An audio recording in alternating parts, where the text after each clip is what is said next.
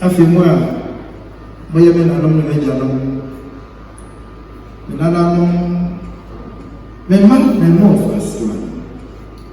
na pabi e mu nyina so ya ko mo brohuno ne tumi ase sa sunje nya ko ma fra ne ko pa ne da ya le nya mo no ono na o ba di fi ne mo fie bas fisi sa ko sto na da sa mo be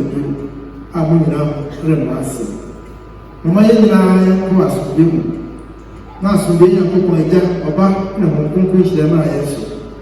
na ene ye tuma ne de nyina woni ya me a aye eja oba and I'm going to do